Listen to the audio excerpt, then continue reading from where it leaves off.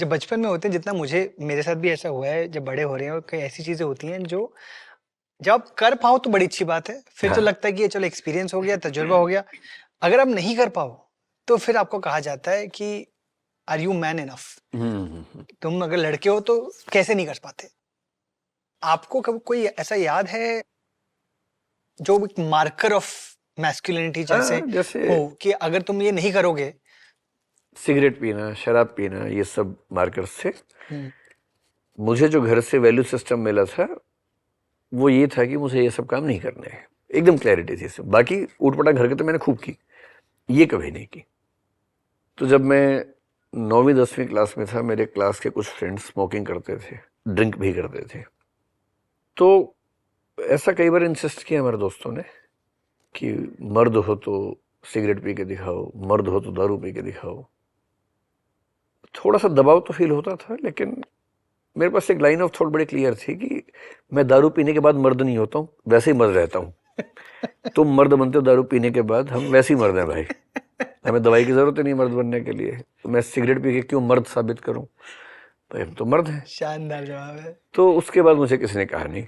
फिर मैं जब डीयू मेरे दिल्ली में हॉस्टल में आया, वहाँ हर फ्राइडे का नियम था, हॉस्टल के दोस्त शराब लाते थे, सब लोग पीते थे। उन्होंने एक दो बार मुझे कहा, मैंने जब कहा कि मैं नहीं पीऊंगा तो उसके बाद बात खत्म हो गई। फिर दबाव पड़ना, एक बार की बात होती है, कोई दबाव डालेगा आपके ऊपर। हमें क्लैरिटी थी कि ड्रग्स में नहीं जाने, चाहे कुछ भी हो। ड्रग्स हमारे समय में बड़ी प्रॉब्लम थी भी नहीं वैसे, जी। बट ये नॉन नेगोशिएबल था। तो मेरे ख्याल से 40 की उम्र तक मैंने इनमें से, यहाँ तक कि चाय भी शायद मैंने 30 की उम्र तक नहीं पी थी, इसके बाद मैंने चाय पीनी शुरू की। 40 की उम्र तक मैंने इनमें से भी कुछ नहीं किया। उसके बाद एक दो बार केवल इसलिए कि मरूं तो भगवान ये ना पूछे, कुछ भी नहीं किया, पैदा ही क्यों हुए थे, तो एक बार टेस्ट करने के लिए एक दो बार किया। लेकिन मुझे कोई बहुत अपीलिंग लगा नहीं इनमें से कुछ भी। मतलब मुझे टाइम की और पैसे की वेस्टेज लगती है। मुझे सर, मैंने भी आज तक कभी ना सिगरेट पिए ना जनरल दारू पिए। पर मुझे मेरा भी आपने जैसे वैल्यू सिस्टम बोला, एक मेरा भी मदर से ही आया है। और मुझे यही था कि I don't want to ever let my mother down. हमेशा मेरे दिमाग में ये पीछे चलता रहता था कि इतने प्यार, बिकॉज मेरी मदर तो होम मेकर हैं, होम मेकर रही हैं। एंड उनको एंड आई वुड सी कितने मुश्किल से, मैं और मेरा छोटा भाई थे, उनको कितनी मुश्किल से हमको बड़ा किया, इंसान बनाए, जो आज बने हैं उन्हीं की वजह से बने। And after seeing everything that she would do for us, ये तो मैं मान ही सकता हूँ, मतलब मैं इतना एक्सप्लिसिट होकर ये बात नहीं बोल पाऊंगा, पर वो सटल तरीके से वैल्यूज ऐसी हमारे घर में बन चुकी थी कि मेरे ख्याल से हम तीनों भाइयों ने इससे बड़ा ध्यान रखा। तो मैं उस पे बड़ी भूमिका आना है। चाहता हूँ। ये आपने भारत और पाकिस्तान का नक्शा, और ये जो अनडिवाइडेड पंजाब है, जी। इसकी मेमोरी तो ऐसी खास नहीं है, पर मेरी बड़ी इच्छा है वहाँ जाने की। वजह यह है कि जब भारत आज़ाद हुआ तो उस समय मेरे दादाजी और नाना जी, दादी जी, नानी जी, वो सब बॉर्डर के उस हिस्से में रहते थे जो पाकिस्तान हो गया। तो पाकिस्तान वाले पंजाब में कमिश्नरी थी मुल्तान, उसमें एक ज़िला था मुजफ्फरगढ़, उसमें एक तहसील थी सीतपुर, मुझे पूरा याद है। तो वहाँ मेरे सब पुरखे रहा करते थे। तो हम लोग खुश नसीब थे कि हमारी फैमिली में कोई ऐसी कैजुअलिटी शायद, मतलब मैंने सुना नहीं अपने पेरेंट्स से कभी। तो फिर अमृतसर से दिल्ली के रास्ते में लोग आमतौर पर सेटल हुए। आपने बताया कि आपकी फैमिली भी मेरी उसी फैमिली भी वहीं बैकग्राउंड से से है है ना। जी। तो कुछ लोग सेटल हुए कुरुक्षेत्र में, कुछ हुए पानीपत में, करनाल में, सोनीपत में, कुछ दिल्ली में आ गए। तो हमारा ननिहाल गन्नौर में, तो मेरी बचपन की सबसे सुंदर मेमोरीज गन्नौर की हैं। मतलब छुट्टियां होती नानी के पास जाना मेरा सबसे प्रिय काम था। तो मेरा मन सिर्फ ये करता है कि मैं उन गलियों को देखूं जहां मेरे माँ और पिताजी बचपन में खेलते थे। पिताजी जब मुझे सुनाते हैं तो बताते हैं कि उसमें एक गली के कोने पर एक बड़ा सा घर था, उस गली के अंदर दूसरा घर हमारा था बड़ा सा। वो उनको ऐसे ऐसे याद है। और ये फीलिंग तो होती है कि हम बेसिकली जहाँ से हैं एक बार वहाँ की मिट्टी को देख तो लें कैसी है। अगर मैं जाऊँगा तो फिर मैं उस जेल को भी देखूंगा जहाँ भगत सिंह को फांसी हुई थी। मैं बहुत सारी चीज़ें देखूंगा, लाहौर ज़रूर जाऊंगा। तो लेकिन उस तहसील में एक बार घूम के आने की इच्छा है जहाँ मेरे पेरेंट्स का बचपन गुजरा है। जी।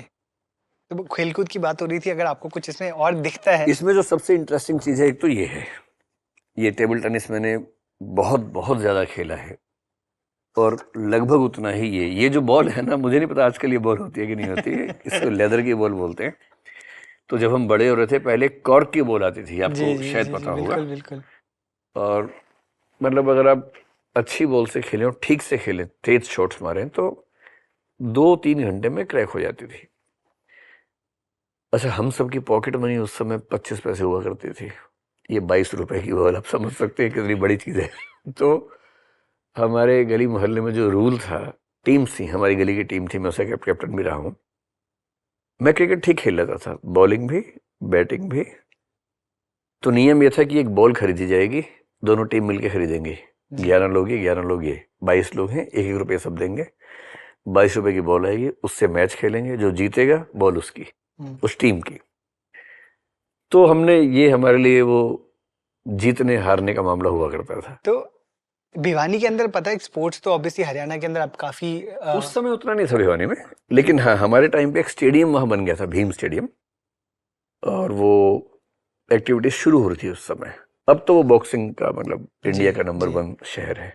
मेरा सवाल एक्चुअली आपसे था कि एक तो हरियाणा का जितना मैं भी करनाल से हूँ और कुरुक्षेत्र में मैंने पढ़ाई की है, तो मैं इतना तो जान गया हूँ कि चाहे लोग वहाँ पर बहुत दिलदार होते हैं, बट एक लड़कियों को लेकर एटलीस्ट एक ज़माने तक तो रहा है काफ़ी पेट्रियार्कल आइडिया। हाँ, लड़कियों को लेकर हरियाणा के अंदर फीमेल फीटिसाइड रेट्स कितना बड़ा था एक ज़माने में। सबसे ज़्यादा है। ऑफ कोर्स अब तो women sports people also coming from Haryana, तो काफ़ी चेंज बदलाव तो आए हैं, पर एक पेट्रियार्कल माइंडसेट था। एक तो सबसे पहले I would love to know, जब आप उस समय जब बड़े हो रहे थे, आसपास आप देखते थे ये इनइक्वालिटी, आपको अंडरस्टैंडिंग थी इस इनइक्वालिटी की? हमारे आसपास जो फैमिलीज थी, मुझे ध्यान है कि उनमें से कुछ फैमिलीज में जहाँ भाई और बहन दोनों थे, कहीं कहीं ट्रीटमेंट अलग था। जैसे भाई का जन्मदिन है तो बहुत बड़े लेवल पर सेलिब्रेट होगा, बहन का तो शायद नहीं होगा।